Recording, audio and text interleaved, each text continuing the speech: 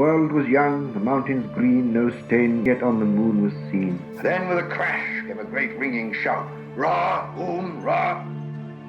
3 rings for the elven kings under the sky, 7 for the dwarf lords in their halls of stone, 9 for mortal men doomed to die, 1 for the dark lord on his dark throne in the land of Mordor where the shadows lie. 1 ring to rule them all, 1 ring to find them, 1 ring to bring them all, and in the darkness bind them in the land of Mordor where the shadows lie. It's talking about Tolkien, Ben. Talking about Tolkien, Nate. And Lindsey Graham called me this morning. Jesus. He's looking forward to making that recovery. Anyway, what book are we, we're many partings, right? Many That's partings. the chapter. This is talking about Tolkien. Yeah. This is talking about Tolkien. The chapter I didn't even remember reading.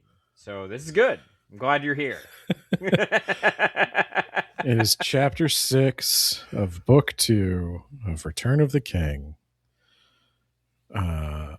And it is many partings where the company, the Fellowship of the Ring, is finally going to start to go their separate ways. Yeah. Finally. Going home. Yes. So it begins with, long were the days of rejoicing as King Elisar and Queen Arwen were coronated. He finally got to hit that. Yep. Yeah, no, Arwen's in some kind of like Zen state. I mean, he was like, Frodo. I'm happy for him. I feel that. You know what? Yeah. The gift of men is truly the greatest gift of all, because nothing left in this world for me anymore after this. I have done it all, Frodo. Yeah. What are these guys going to do? They're going to go back to their forest and like hang out and smoke weed by the stream for a few months or years? I mean, that doesn't sound so bad. Yeah. What's Aragorn going to do? Well, he's going to do that, but he's also going to hit that. And then when he's had his fill of all that, he's going to die in his sleep at like the age of 100. That's living the dream. 300. That's even more living the dream. He's already almost 100. Yeah. And still attractive. Well, there's a lot of 100-year-old men marrying women who could play Arwen. I thought you were going to mention Lindsey Graham, and I was going to... No, I'm not going to mention Lindsey Graham. Why do you keep mentioning... It's evergreen content. Okay? Nobody's going to know who Lindsey Graham is. Yeah. Nobody's going to know who Lindsey Graham is in a year. 6 months. Once we hold that election, all bets are off. Who cares about you? Yeah. But they'll remember him, Ben. They'll remember him on Grindr.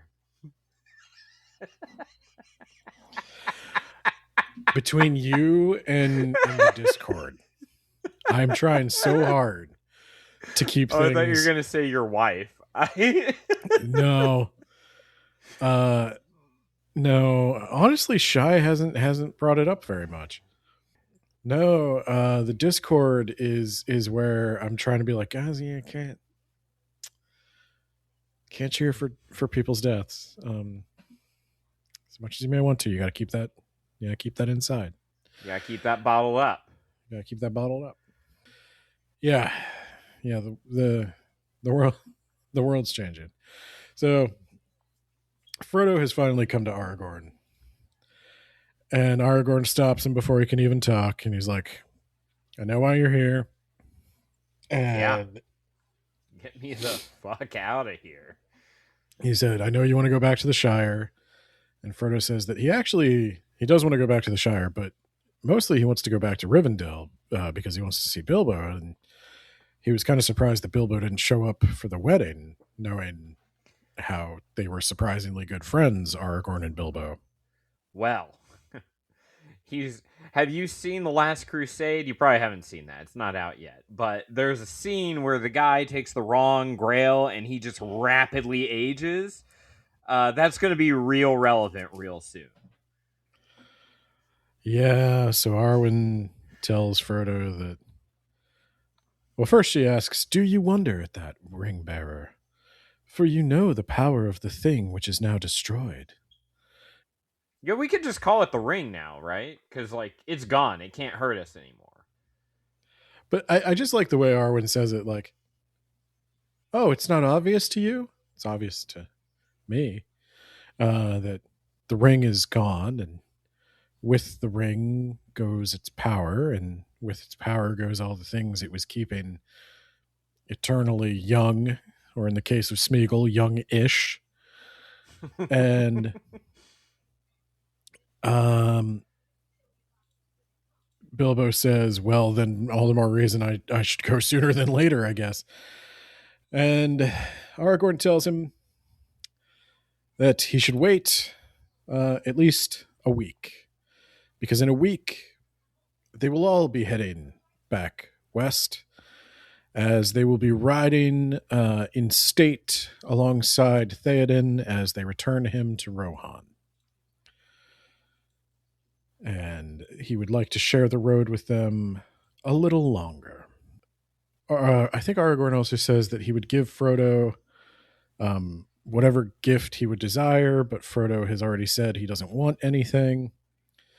But Arwen says something that I find a lot of people often forget.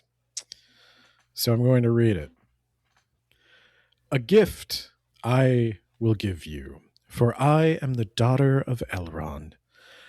I shall not go with him now when he departs to the havens, for mine is the choice of Luthien. And as she, so have I chosen, both the sweet and the bitter. But in my stead you shall go, ring-bearer, when the time comes, and if you then desire it." So is that like a ticket? Like, do I show that to the ferryman when I'm ready, or He'll like, know. how do we transfer this? Elf stuff, he'll know. Yeah. Okay. All right. Part of the magic of the that tickets.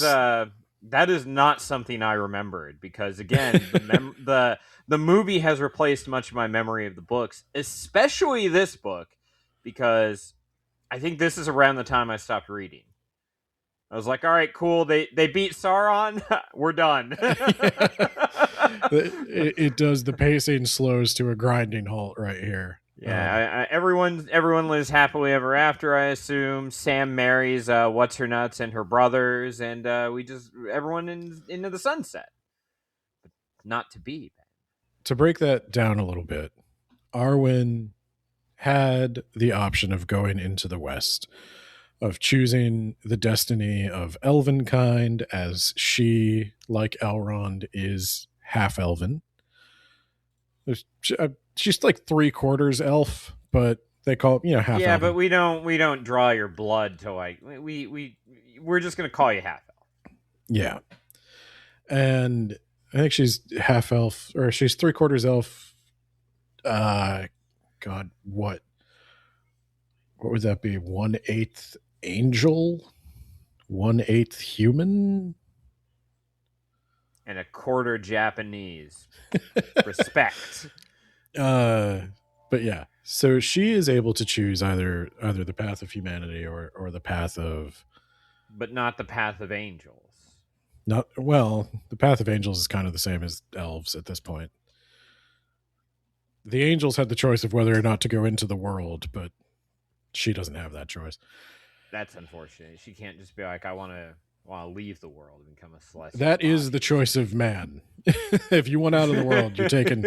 That's the gift of men. And not a lot of people appreciate that until they're a little bit older and they've lived through a few political administrations. Then you really start to appreciate the gift of men. But she's making the choice of Luthien. Luthien of Baron and Luthien fame fell in love with a mortal man and chose to live a mortal life. And because of that, she is saying there is now a seat open for someone to go to Valinor. This is kind of unprecedented. I don't think she can just transfer her seat. Like, I don't think anyone can do that. I think the Valar kind of have to sign off on that. But somehow she knows that they will. Maybe there's some communication happening there. Maybe she's been given a dream or a feeling or something. But God does her a solid. Frodo, well, they're really doing Frodo a solid. Mortals are not allowed to pass into the True West for a variety of reasons. But oh, come on. Is he going to try to fight God? I mean, I kind of think that, like... Frodo? Look, it happened one time, okay? And now all of us are getting punished for that? Come on. So it's not just about wanting to protect Valinor from mortals. Valinor isn't really at any risk of ever being overthrown by mortals. There's no world in which you're going to beat the Valar in a fight. Well, that's not what that guy, the Lord of Gifts, told me. He said... and he mysteriously vanished. I don't think anybody's seen him since Sauron was defeated. But no, it's more the Undying Lands, literally nothing ever changes there. You would be the only thing that's changing in a land where nothing changes. And it would be kind of torturous. I mean, I don't know. But because you're going to die eventually. All you have to do is go smoke some of that elf weed on your friend's couch and party, and everything just kind of blends into each other, and eventually you're like, oh crap, we partied for like 3 years. I wrote all these songs and poems. Oh, I'm old now. Guess I'm gonna go die. See you later, guys. For most mortals, I think it just draws... Frodo isn't gonna... Like, he's gonna die over there, right? He's gonna die over there, yeah. Okay, the Undying Lands do not, in fact, make you undying. Okay. No, he's going to... And that's the lie that Sauron told the Númenóreans, is that the Undying Lands would make them immortal. Oh. Yeah, I can see how he got away with that. Like, oh, they're called the Undying Lands. I mean, come on, it's in the name, guys. No. So go fight God. He will age, but the torturous part for a mortal in the Undying Lands is it's just going to draw your attention always back to the fact that you are aging and dying and nothing else is. The contrast just makes everything magnified. But for Frodo, having already been exposed to the ring, I think the benefits outweigh the costs. Yeah. So they're going to let him come, and essentially he's got a little bit of like true evil. He has touched true evil, and that leaves a scar on the soul. And there are people in Valinor or entities in Valinor that might be able to help him with that. So he is allowed to go. And basically everybody winds up going to Valinor. So I don't know why such a big deal is made out of Frodo's ticket. I kind of think Tolkien at the end, he was just kind of like, you know what? Yeah, because doesn't too sad. Sam have the ability to go? It's too sad. Like, everybody Valinor. I think Gimli goes. That's the one that really stretches it. Because Sam was a ring bearer. Sam was at least a ring bearer. Yeah, Gimli's not and Legolas is an elf, so he's allowed to go. But I think Gimli I assume dwarves are not immortal, right? They're just long-lived. Gimli will die too. And Gimli doesn't go until he's like on the brink of death. They made an exception, like how, when you're on like death row and you're like 95 and you've got cancer, they're like, you know what? You're going to be dead soon anyway. Or like you're in prison, right? And you're like, okay. It's like how if you marry somebody from a country, you can apply for permanent residency. because of the nature of Gimli and Legolas's special relationship, Yeah. Gimli was able to apply for residency in Valinor. So, Nice. regardless, Arwen also gives Frodo one other gift, and this was not in the movie, but the gift was. So that's kind of interesting. Arwen gives Frodo that white necklace, the white gem that smashes for Aragorn in the movie. When Aragorn picks up the Palantir That's not in the the movie, only thing that smashes for Aragorn. You know what I mean? Okay. We shouldn't have covered Hey, this he's at the earned same this. time. He's earned this, Ben. Tolkien's a court of gems and rings. But yeah, so she gives him that, and she tells him that it will bring him aid when the memories trouble him. So kind of a magic gem there. Yeah, when the memories trouble me. What are the odds that's going to happen, right? Right? And so Gimli and Eomer have some unfinished business. Ah, shit. Eomer said some stuff about Galadriel, and Gimli suddenly Galadriel's biggest champion. He's like, if I'm telling you right now, Galadriel is the prettiest woman in the universe, and You talk shit on her again. if my axe. he said, if you ever say otherwise, if you ever say one negative word about her again, I'm going to cut your head off.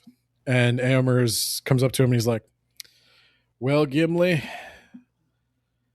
I've seen the Lady Galadriel now. And Gimli's like, okay, do I have to get my axe? And Eomer's like, I will not tell you that she is the prettiest woman in the universe. Gimli's like, okay, I'll be right back with my axe. Yeah. And Eomer's like, well, now hear me out. Hear what I have to say. And if you still think you need your axe, you can get your axe. If I had seen her in other company, what does he say? He says it very fancy. Had I seen her in other company, I would have said all that you could wish. If the glove doesn't fit, you must acquit. I don't know why that came to mind. That has nothing to do with this at all. Not even a little bit. But now I will put Queen Arwen Evenstar first, and I am ready to do battle on my own part with any who would deny me. And my reaction to this is, they're both married, guys. You're at the wedding. Yeah. Like, that's her first off, that's her grandmother. That's weird. And this is her wedding. Well, that's the problem with elves, okay? Sorry that you guys don't age. So, it's not my fault you're both hot and also related. I couldn't have possibly have known that. My bad. You do know that. You know why you're here. So, Gimli then remarks that he'll have to let that one slide because it's really a choice. Yeah, basically we're both simps, but it's a choice between the morning, which is Galadriel, and the evening, which is Arwen. And they're both a period of the day where the sun's in about the same spot, just on a different side. Same angle, different side. So he'll let that one go. Same angle, different side. All right. Now, I know she looks pretty hot, but have you seen her grandmother? Have you seen her from the west?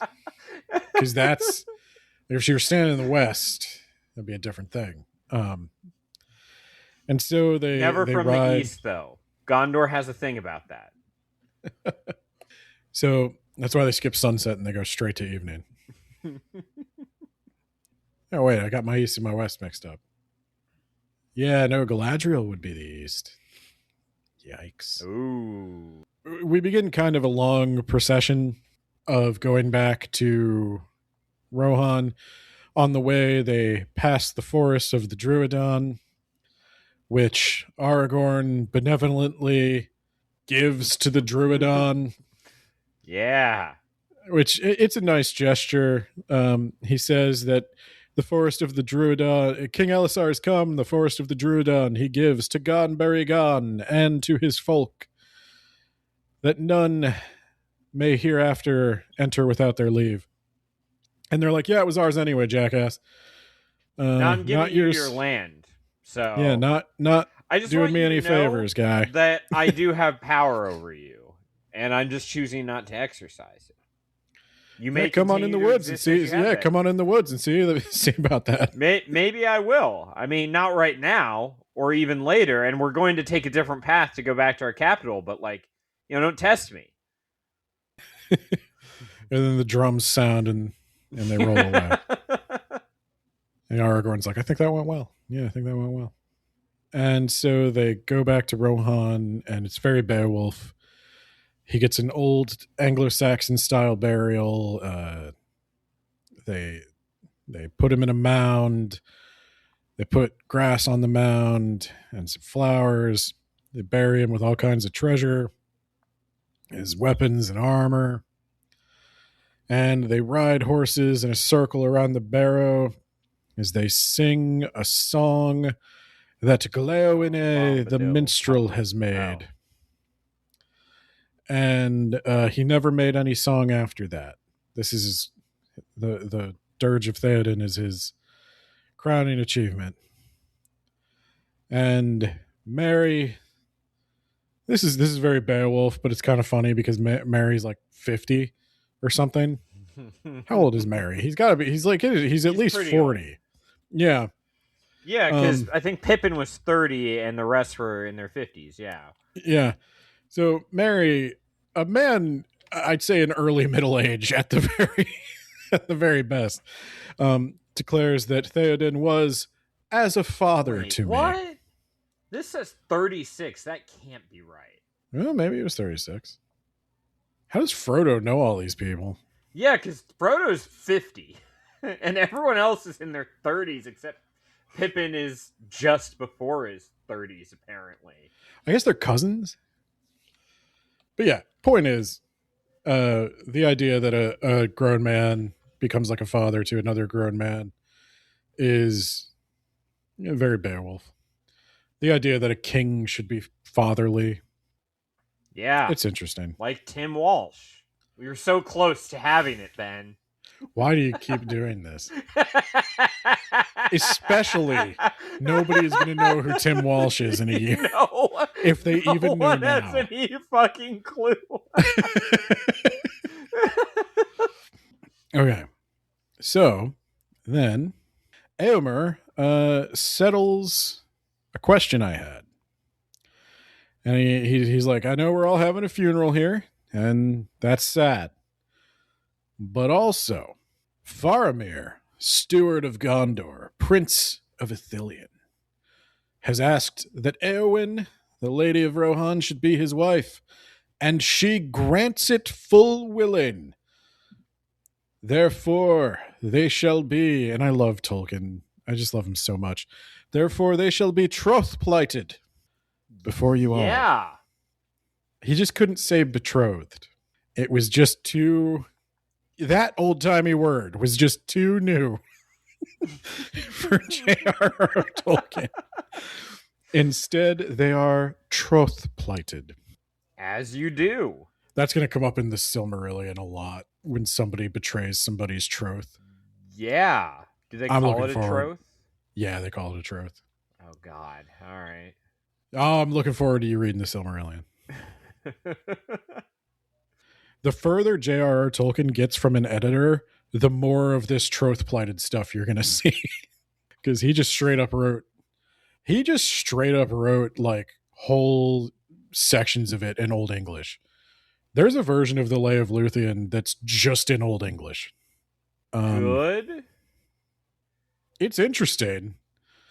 I mean, it's surprisingly accurate, like frighteningly accurate. I've seen linguists like cite it in academic papers that have nothing to do with Lord of the Rings. So the question he answered for me was, does Éowyn get to choose who she marries? And the answer is yes.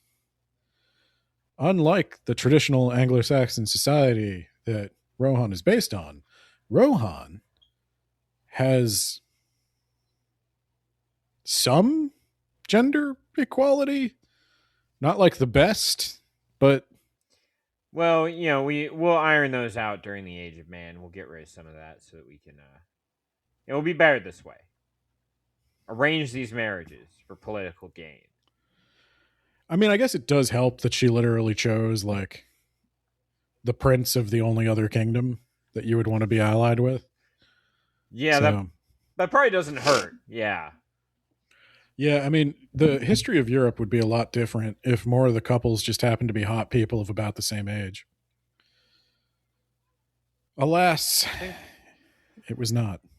Yeah, that's a real bummer.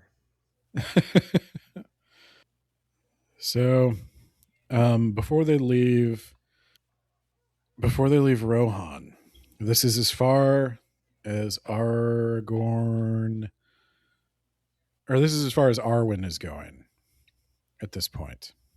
I believe someone has to stay in Gondor. Nah. I'm not. I don't know. The Dark Lord, and we're celebrities. Gondor will fix it. Will handle itself. You know. I don't know why Arwen's not going exactly, but maybe she wants to give Aragorn a little bit of time with the boys before. I don't know. But Arwen's gonna stay behind. Aragorn's still going. And so Arwen and Elrond, they go up to the top of a hill, and bitter was their parting that should endure beyond the ends of the world. So elves don't know what happens to them. So he turned into movie Elrond and was like, "You're really gonna marry a piece of shit human? Did you know that he didn't even throw the ring in the fire 1,000 years ago or whatever? Fuck him. I hate him." When men die, just to remind you, they pass out of the world and nobody knows what happens to them. Age of Man. When elves die, they go to the halls of Mandos and eventually are reborn in Valinor. But their souls are immortal. Yes, she picked the path of man. So an elf's soul is tied to the world, this planet of Earth, until the end of time. And so none of the elves really know what happens to them. And even the Valar don't know what's going to happen after the end of the world. Yeah. And they don't know what happens to the souls of men. If you want those answers, you're going to have to go fight God. Who wants to volunteer? So it's an interesting problem. And there is a little bit some of the elves, and it's said that in time, eventually the Valinor will envy the gift of men. They will wish to leave the bounds of this world. At last, before they go, Mary, as you might remember, is a knight of Rohan. And Éomer bids him farewell with another Old Englishy word that I like. Farewell now, Meriadoc of the Shire, and Holdwine of the Mark. Ride to good fortune and ride back soon to our welcome. And they tell me what to do. They tell him they want to give him gifts, and he says he won't take any gifts. But Éowyn decides to give him a gift. She gives him a horn. It's like the Horn of Gondor, but not as good. But unlike the Horn of Gondor, it's still in one piece. Yeah. And she tells him to take that as a memorial of Durnhelm and of the horns of the Mark at the coming of the morning. Which one's Durnhelm? That was Éowyn. That's what I thought. Yeah. Yeah, because the other one is Elfhelm. That's right. Yeah. Okay, I guess we're just going to pretend Durnhelm was a real person. I think she said it with like a wink. Everybody knows. Or maybe Éomer doesn't know. Maybe Éomer's that dumb.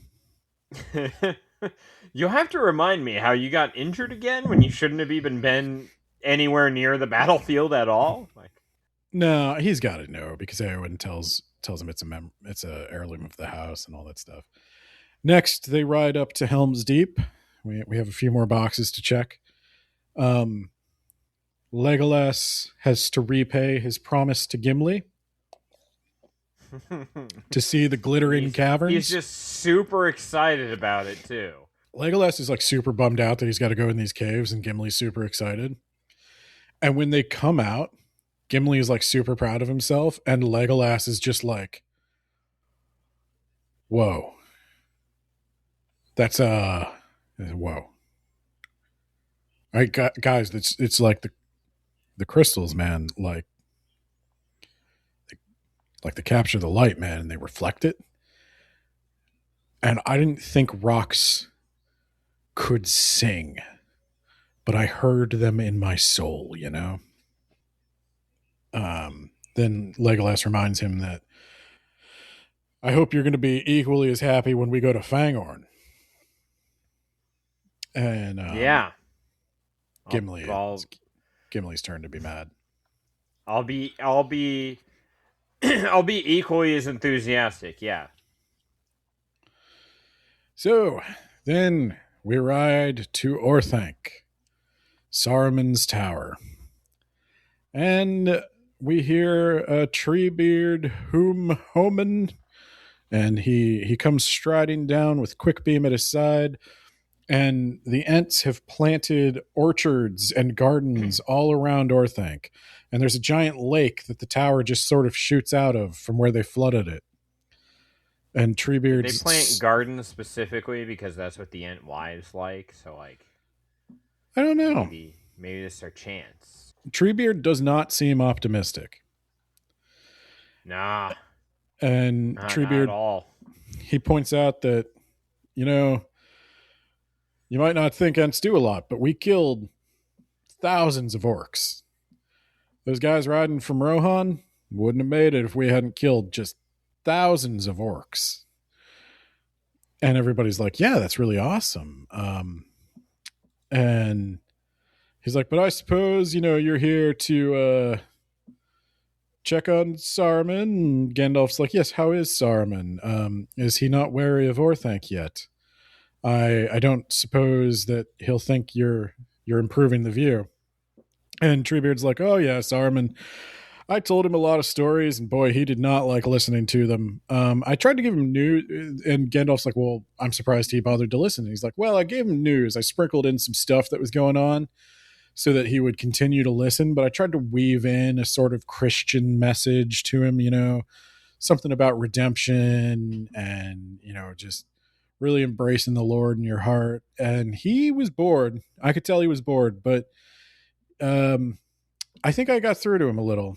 And I think he really took something away from that. And Gandalf's like, I can't help but notice a lot of past tense in the stories you're telling about Saruman.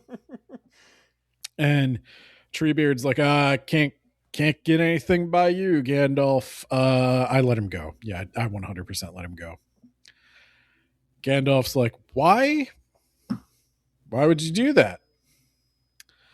And Treebeard says, now I know you're going to be mad. I knew you were going to be mad. I knew you were going to be mad. Yup. But sure am. You should know, Gandalf. You know, above all other people should know, I hate keeping living things in cages. I believe, these legs were made for walking. I just can't keep somebody in prison if they don't want to be in prison. Like, he looked so sad, Gandalf. He looked so sad. Grima, you should have seen that little guy. Pathetic. I mean, I just had to set him free. And besides, you know, he's a snake without his fangs. You broke his staff. You took all his powers. His coat's not even shiny anymore. It's one color, and it's kind of like gray. It's kind of just filthy. Is that a color? Filth? And Gandalf's like, well, I mean, what's done is done, but what's done is done, but it would have been better if you hadn't done it, you know? Like, I think you're gonna regret that one.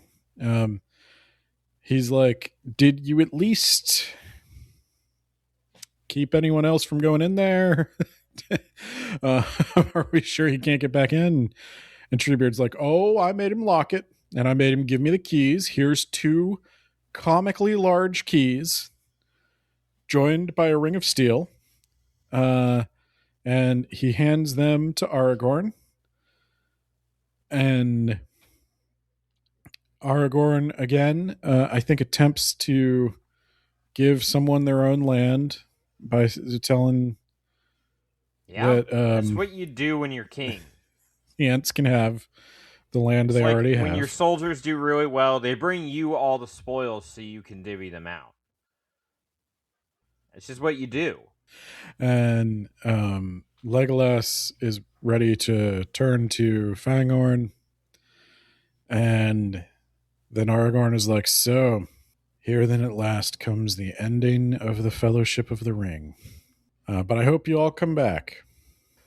Yeah, the Fellowship of the Ring. You know that's kind of like rude to Boromir. I guess Mary's got that horn. That's like he's here. Yeah, it's like he's here. Mary, blow into that horn. Pour one out for Boromir. And Gimli, ever the cheery guy, says that he will send word when he can, and some of us may meet again, but I fear that we shall not all be gathered together ever again. I don't know why. You could arrange to meet up. You'd be like, hey, let's just meet up at Gondor like every year. Let's meet up every year on the anniversary of the ring getting blown up. Yeah, it's too far of a walk. I don't really want to do that. I think Frodo is probably the one saying that. He's like, yeah, I'm not going to be there. I'm just going to tell you right now. I'm not doing that. It's like a high school reunion every 10 years. We gotta like no. I kind of I have my fill of you people. So there's an interesting I dropped my phone. There's an interesting exchange between Treebeard and Celeborn and Galadriel. They're talking a little bit about how it's been a really long time since they've talked. And Treebeard says that... how are the Entwives? I don't see any of them around here. You guys still getting all that Entwife? Go on, dig your way out of that hole. Yeah. I don't know what you do with them, but I know it's not Christian and I don't like it, so I'm actually glad they're not here. They flower and I release pollen and they absorb the pollen and then they disperse their seeds. How do you do it? Yeah, pretty much like that, yeah. do elves make new elves? Yes, they do. She is Arwen's grandmother. Yeah, but like, do they have a...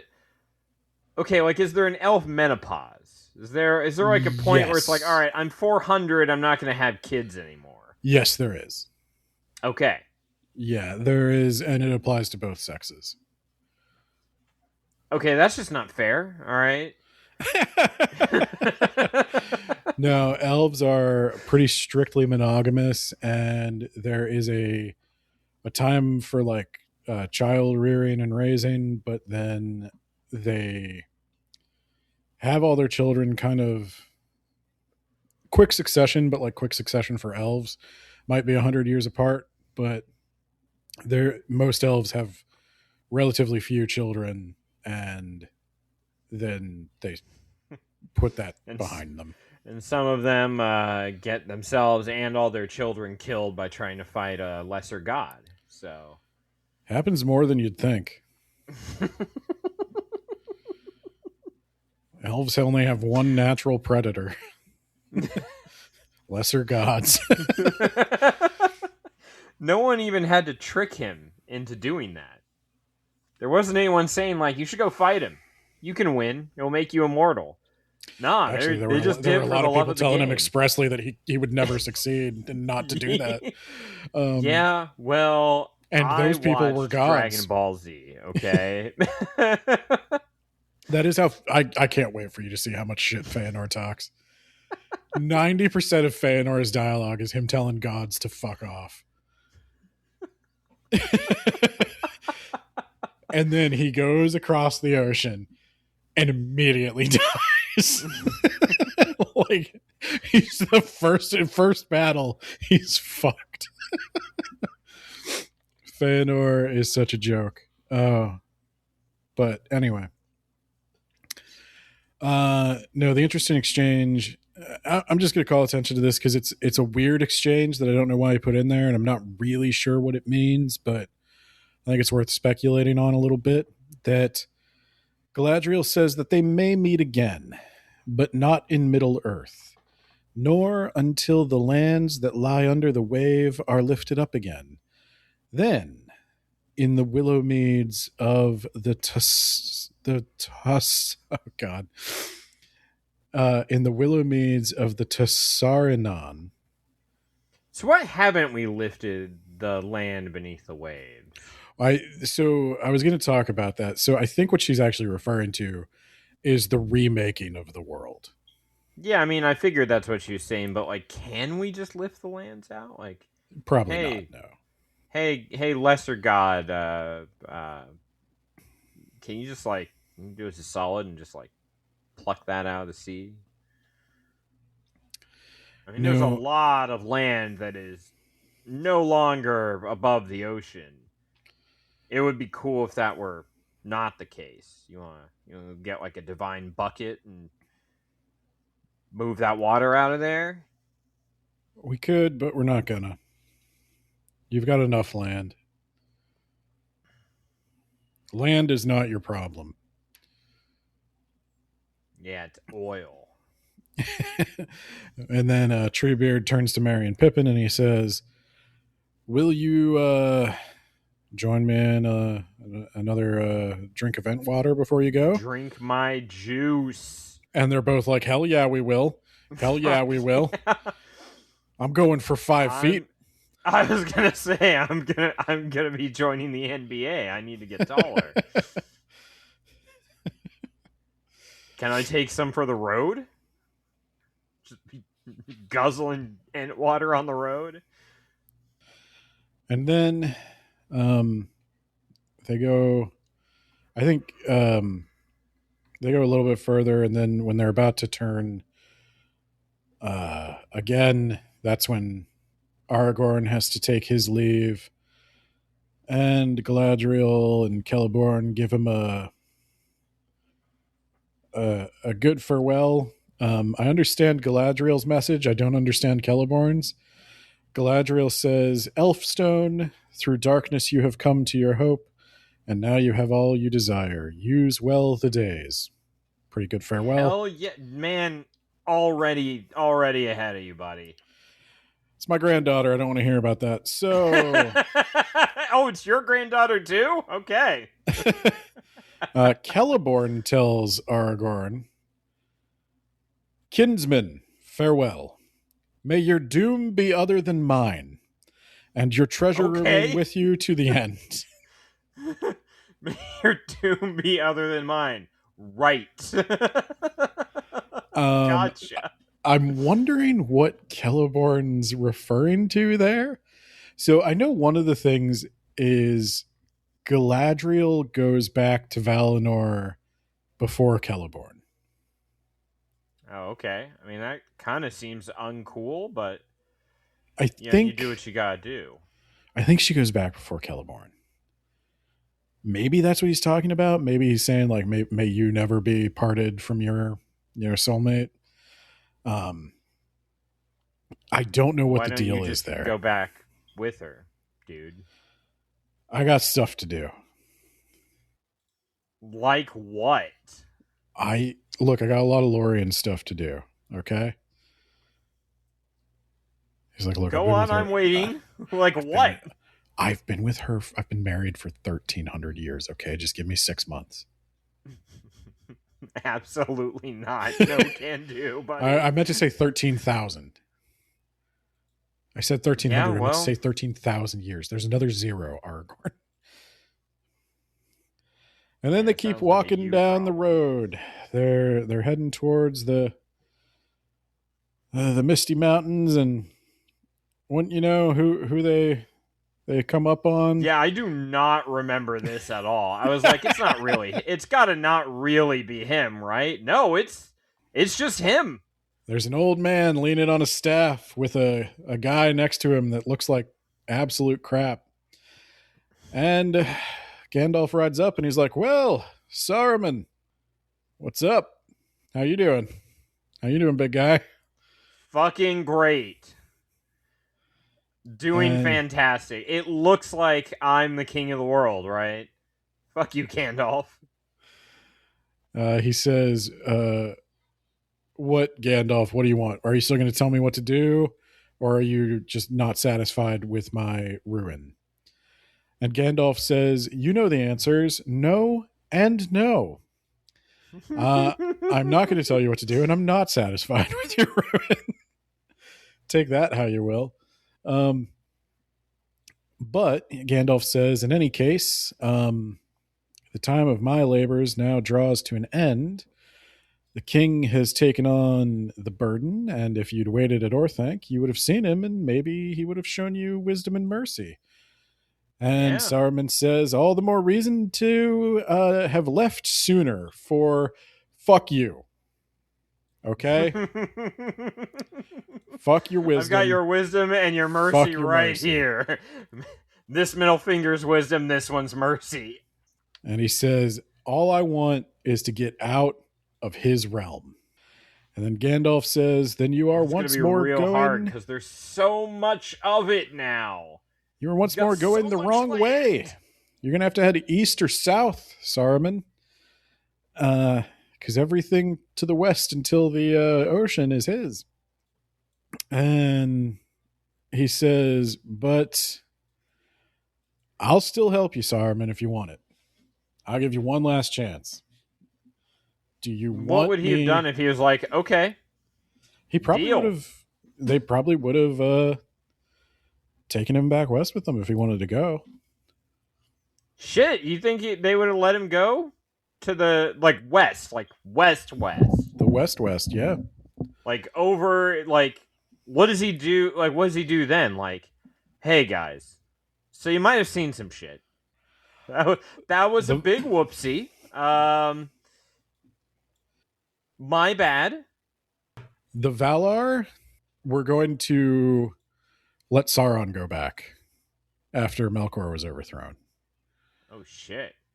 The Valar are Christ-like Naive. in their Okay. forgiveness. They will forgive if you honestly repent. But the trick is you have to humble yourself enough to honestly repent. They're going to know if you're lying. Well, no, they're not. But No, I was like, didn't they let Morgoth out? yeah, they're not going to know if you're lying. They're not going to know if you're lying. That's why they're not real God. They're like his angels. You got to lie at least as good as Morgoth. So, so they offer to help him, and he says, "No, don't smile at me. I'd rather have your hatred. I'd rather have your scorn." And as for Galadriel there, I don't trust her. She always hated me. She always wanted you to be in charge. Don't think I didn't know. I don't doubt that she brought you this way to just gloat at my poverty. And Galadriel's like, "Saruman, I have no idea where you are or what you're doing or where you go. I don't think about you. Rest assured, I did not come out here to witness the great Saruman's poverty. I legit forgot you existed." Okay, but can you not be so mean about it? And I'm telling you what, Saruman, this is your last chance. Don't be an idiot. Deal. Don't be an Deal. absolute idiot. Just take Deal. the help. I'm going for it. Deal. 100%. Get me the fuck out of here, Gandalf. Unfortunately, That is not what he says.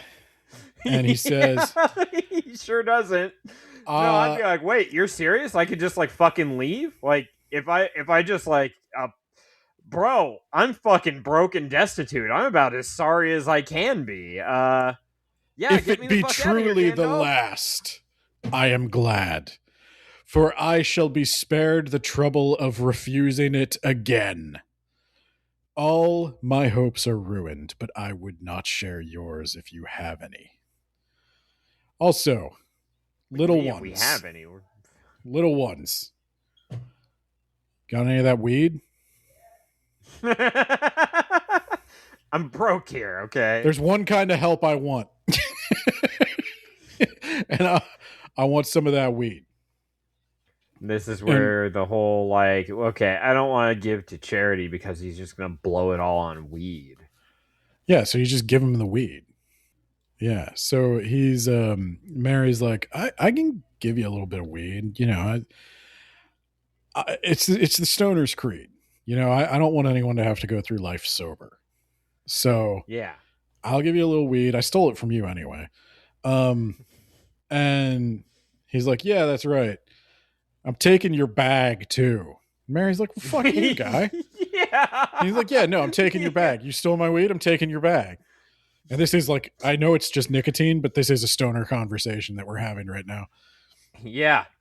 I'm taking your bag. Fuck you. And also, be real shame if something bad were happening in the Shire right now. Fuck you guys. Oh, Fuck yeah, you. South Farthing Leaf. Here are my middle fingers again. Be a real shame. Nice South Farthing. Be a real shame if something happened to it. And Sam's like, I don't like the way he's talking about the South Farthing. And Frodo's like, what? I wasn't really paying attention. Is this Saruman? Is this Saruman? I never met him. Why would That is true. That is true. This would be Frodo's first time meeting him. Gandalf, this is your boss? This guy really doesn't have his shit together. I didn't realize your boss was a homeless person. Well, I mean, it's better than, like, look, he used to have a coat and, like, it was real embarrassing, man. This is actually a step up, okay? Let's just... And then Saruman just starts kicking Grima down the road. Yeah, he does. Kicking him like a rock. I'm sure that abusing Grima will not come back to bite him. Nope. No, he seems like a pretty chill guy. Yeah. So Real they friendly go. fellow. They go pretty close to Moria, and they're kind of taking the long way, kind of delaying this because Celeborn, Galadriel, Gandalf, Elrond, they're kind of just partying. It's been a while since they've been able to like hang out. And the funny thing is, I have no idea why Tolkien added this, because it introduces like there's so many lore implications, and it's just a one-off sentence. The telepathy. Yes, they would talk long into the night while everybody else was sleeping, and if any wanderer had chanced to pass, little would they have seen or heard. And it would have seemed to him only that he saw gray figures carved in stone, memorials of forgotten things now lost in unpeopled lands, for they did not move or speak with mouth, looking from mind to mind, and only shining eyes stirred and kindled as their thoughts went to and fro. So yeah, they can communicate telepathically. Yeah. Okay. I'm assuming there's like a range, like they have to be near each other. That's why I said he just adds it as a one-off, and there's just so many questions you want to ask immediately about like, wait, could they always do that? Why didn't they do that more? Why do they talk at all? Why do elves talk? Can all elves do that or just them? Or does it matter that Gandalf's an angel? Like when they look into his mind, do they see all the angel stuff? Yeah, maybe it's just like surface thoughts. Is that what it is? I'm guessing it's similar to the Palantir. Like they only get what you're broadcasting. But yeah, it's interesting. Yeah, I hope that's the case, because So eventually, though, stuff. Celeborn and Galadriel, they head back to Lothlorien, and everybody else makes for Rivendell. And they finally, after all this time, find Bilbo asleep in a chair. And Bilbo reminds them that tomorrow, is his birthday, and that he will be 129. And in one more year, he shall equal the old Took. And in two more years, make it 2. Yeah. In 2 more years, he'll have buried that old man. Yeah. Bilbo's going for the gold. Hell yeah.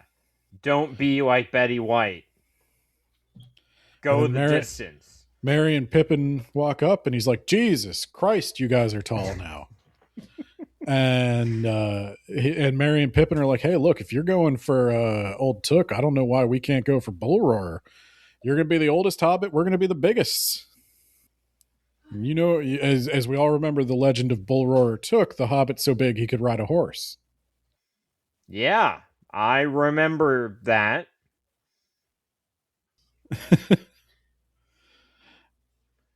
And so, also, I think Sam says something to Frodo about how Rivendell has just a little bit of everything. Like how it reminds them of like every landscape they've been through, and like you can really just like have whatever you want here. Frodo's like, yeah, it has everything. Everything except the ocean. Ooh. The sea, Sam. It doesn't have the sea. And he's getting that look that like Legolas had the first time he heard a seagull. It's like, oh God. That's a big ocean. You just kind of want to walk into it, let it crash into you and over you and through you. And maybe it'll drag you out west. Anyway, what were you talking about, Sam? Maybe it won't. You don't think those thoughts, Mr. Frodo.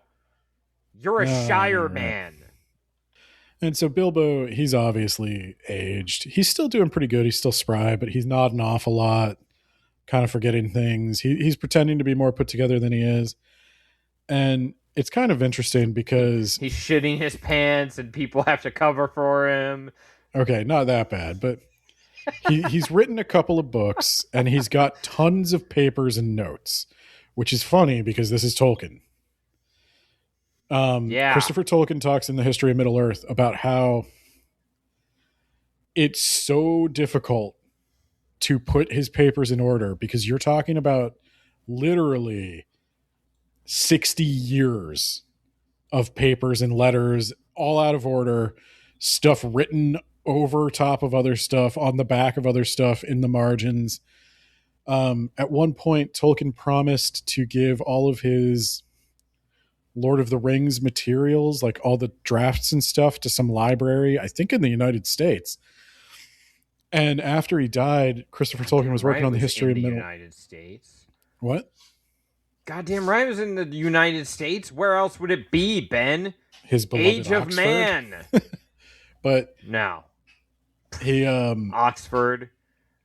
Sorry, I'm a Yale man. Christopher Tolkien just kept finding stuff that should have gone to them.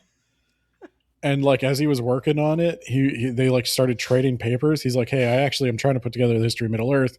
Would you mind sending me like scans or like fax me copies of the notes that you have, and I'll send you the notes that I have." And so it was a nightmare to try to piece everything together in the right order and try to figure out, because Tolkien never dated anything hardly.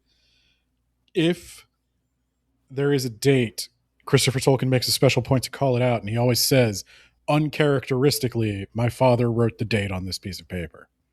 Mm-hmm. So that's Bilbo. It's funny because Tolkien was not unaware of this. Bilbo's office is described exactly like that.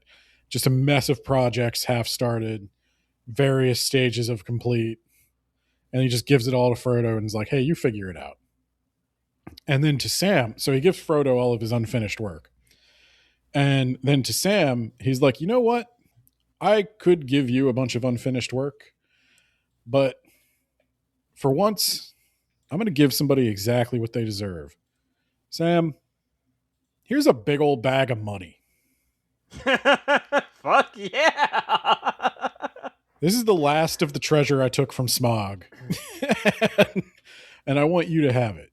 Go get yourself married with that. Yeah. I don't mean buy a wife. I just mean like buy a house for the family. Rosie and her brothers. Hell yeah. The Shire doesn't... Sam, just take nope. the money, Sam. When you're rich enough, you can do whatever you want, Frodo or Bilbo, whoever you are. Bye! He hops in his Lamborghini. He drives off to the Shire. And then there's another version of the poem that you hear at the end of every episode where Frodo says... That I hear at the end of every episode? Ideally, if you've ever listened to an episode of talking about Tolkien, which I know you haven't.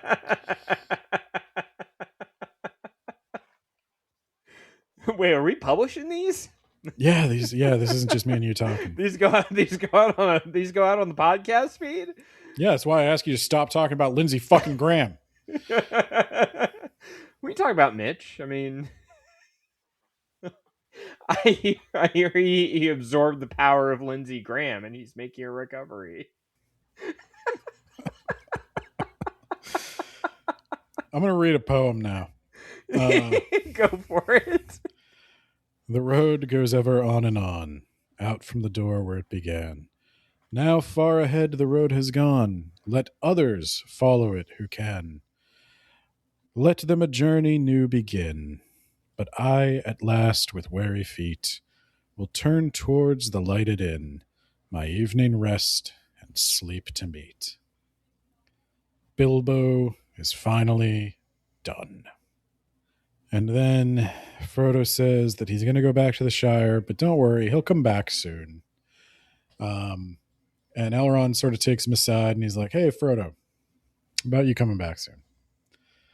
Like, unless you're talking about like next week, I wouldn't bother. Because we're going to actually be heading your way. Because Arwen's ticket is good for 2 hobbits. Like, she weighs as much as 2 hobbits, so the boat is going to allow that. That checks out. Yeah, that's how that works. So he's like, yeah, we're going to be heading to the Shire here soon, going on a little trip of our own, you know what I mean, Frodo? Calling the sea, maybe? Been hearing a little something about saltwater taffy, you know what I'm saying? Maybe a little Haven of the Grey variety? And Frodo is like, I see. And Frodo doesn't tell anyone. And the chapter ends. So we will pick up next time with... I don't think they reach the Shire next... I think they head towards the Shire next time. Yeah. I think it's about 2 chapters when they finally reach the Shire. But my question is, do they visit old Tom Bombadil one last time? Absolutely. So you can use that intro music one last time, is what you're saying. That I could. Is allowed. I believe Gandalf spends like a year or something talking to Tom Bombadil. Until they go to the Grey Havens, Gandalf is pretty much just talking to Tom Bombadil the entire time. Yeah, I forget what he says exactly, but he says something like, they ask Gandalf what he's going to do now, and he's like, I'm going to do something I've always wanted to do. I'm going to go be roommates with Tom Bombadil for a little while. Yeah, I mean, if it's good enough for God, it's good enough for me, so... Yeah. Don't wait up. God's old college roommate. Who knows what wisdom he has to impart? I assume it's going to be in the form of a stupid song.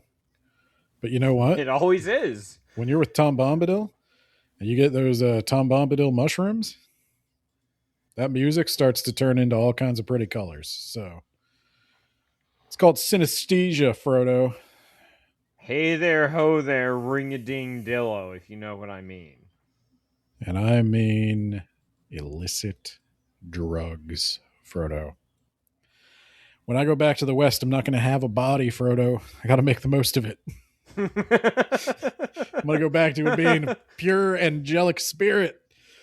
And before I do, I'm going to get fucked up, Frodo. It's the only good thing about you people. That's it. So join us next time as Tolkien doesn't want to let go. He's definitely taking his time writing, and he does not want to let go. Shows. Yeah. And you can feel it. But you know what? I like it enough that I'm going to give him a break. The road goes ever on and on, down from the door where it began. Now far ahead the road is gone, and I must follow it, if I can, pursuing it with eager feet until it joins some larger way, where many paths and errands meet. And whither then, I cannot say.